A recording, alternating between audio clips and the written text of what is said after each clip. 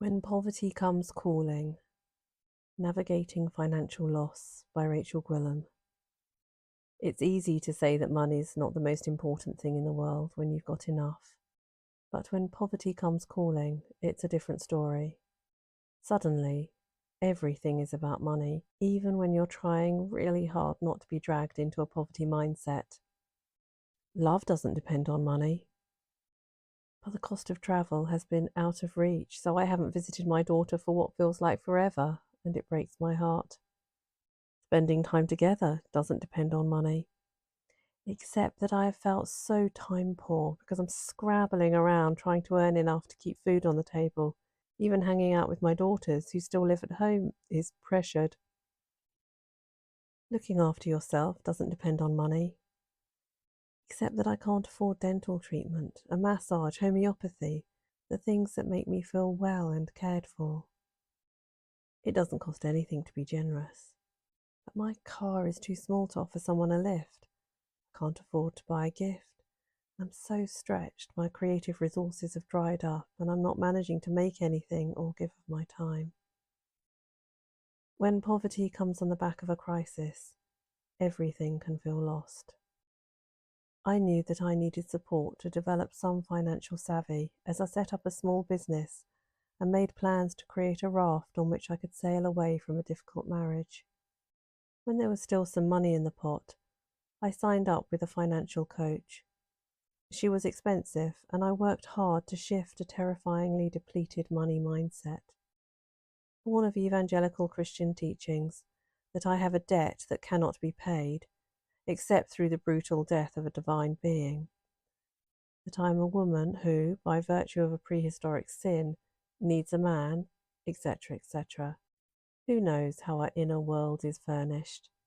But somehow, mistaken ideas about my worth and the safety of money adorned the inner chamber of my mind, and instead of opting for a refit as soon as I hit maturity, I've been busy polishing and preserving these fittings for the most part of 50 years, often without realizing just how diligently I've been doing this perverse housekeeping.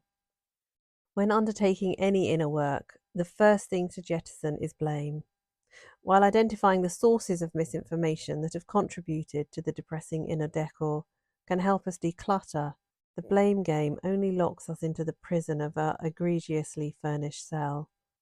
No matter how reprehensible the ideas that have been handed on, or the treatment that has caused us to form deplorable ideas about ourselves, forgiveness is a vital first step to freedom. For a mixed bag of reasons that combine love and fear in equal measure, I left the marriage without reparation. The years of lockdown stalled the fabrication of my life raft, so it was not watertight when it was necessary for me to abandon the marriage ship completely. Evacuating the marital home because its captain had decided to return, and sailing into the unknown.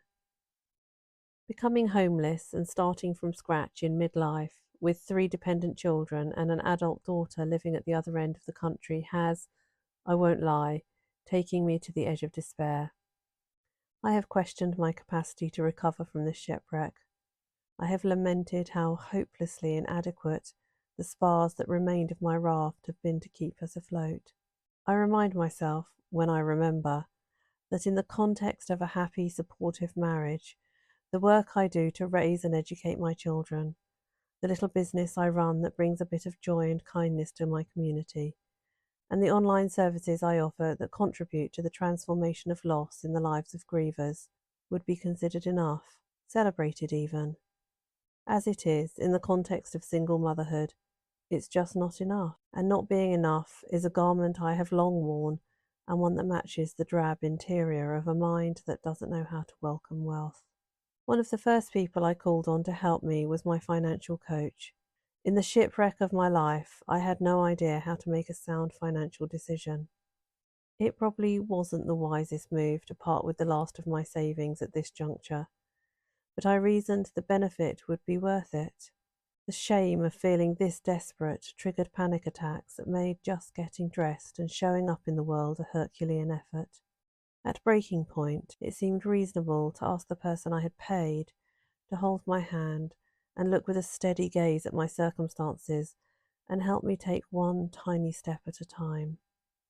In the meantime, a friend quietly added me to the list of beneficiaries for free food deliveries, and I reorganised my little shop so there was enough floor space for the four of us to lie down should we need to sleep there.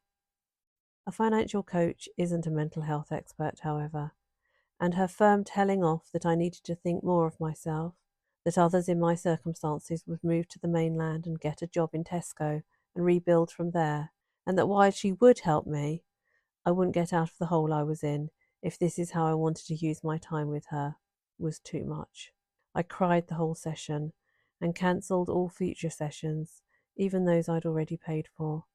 In the situation I was in, it felt like a disaster and confirmation that I was utterly financially bereft, both in my capacity to earn enough or even deserving enough, given that I could no more pull myself together to organise the disposal of my belongings and relocate to the mainland to work in a job that would confirm my life's works and loves had amounted to nothing, than fly to the moon. I relinquished what remained of my raft and found myself in free fall to the bottom of the ocean. Housing eventually came my way after the charity shelter stepped in to help me, and I shut the door behind me and cried for 6 months. The cumulative loss of love, dreams, aspiration, trust, time, hope, and faith left me too fractured to do anything other than survive, practice breathing techniques to soothe the panic, and care for my children with every ounce of my attention.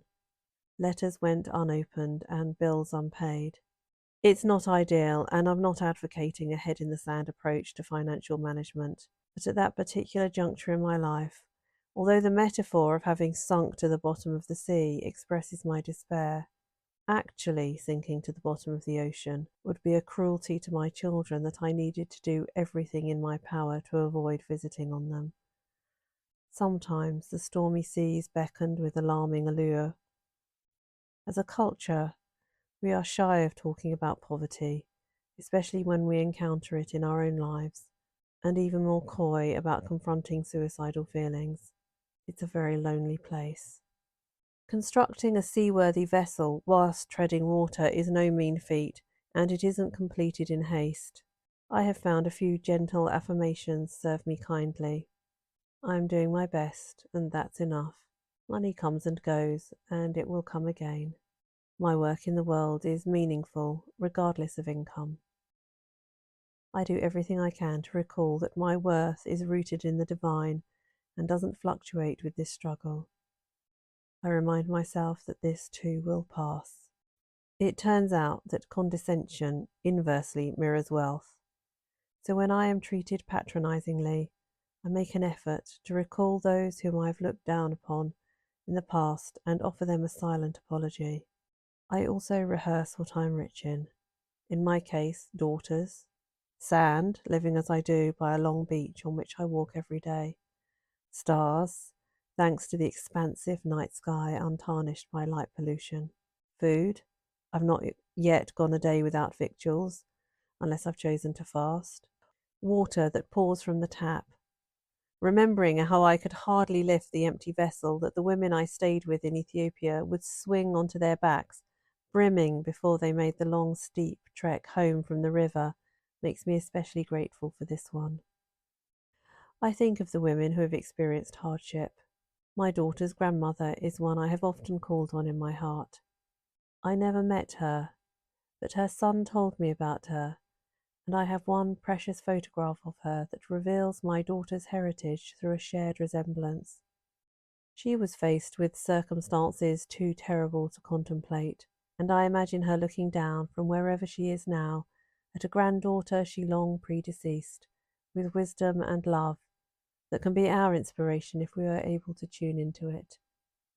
Taken as the second wife of a man who allowed his first to throw her out of the marital home shortly after she'd given birth, she made her way to the north of her homeland, where she worked as a travelling merchant. Being in Ethiopia as a single mother makes what I have experienced look like child's play, not least because when her son was just 5 years old, famines devastated the northern regions. At this point, she made the decision to sell her child and prostitute herself, so they both had a chance of survival. They did both live to see the end of the famines, when thousands didn't, and mother and child were reunited for a few years until her husband summoned his son to the city for an education.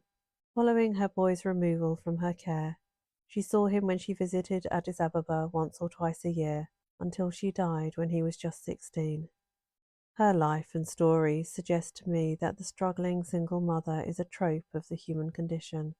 It's a vignette of human experience that is expressing itself in my life at the moment. Not, I'm grateful, with such intensity and suffering as it did in hers. I don't need to take it personally. I don't need to dwell on the contradictory feelings I have of being both a victim of circumstances and existentially not enough to deserve anything better. What I can do is mindfully redecorate the interior of my mind, discarding the drab for something more colourful and joy-making. The grief recovery method has been my life vest and decorator's handbook rolled into one. I'm finding that money does come and go, enabling me to do the things that make my heart sing one day, and giving rise on other days to conditions that make me fret and worry. What I have found to be essential in riding out this particular storm is being kind to myself as I make mistakes, and bringing peace to the losses that have led to and accompany the experience of poverty. If you're experiencing the pain of financial loss and want help, I can't offer financial advice, but I can take you through the grief recovery method so that you too can find peace in unwelcome circumstances. If money's too tight to mention, you'll want to know upfront the costs. The program runs for 7 weeks. The first week is free to give you the opportunity to determine if it's a good fit for you. Each of the subsequent weeks is £60 a session. I offer a sliding scale, so don't hesitate to say if this would serve you. And I guarantee your money back if you follow the program diligently but don't feel any benefit. Book into my calendar if you'd like to find out more.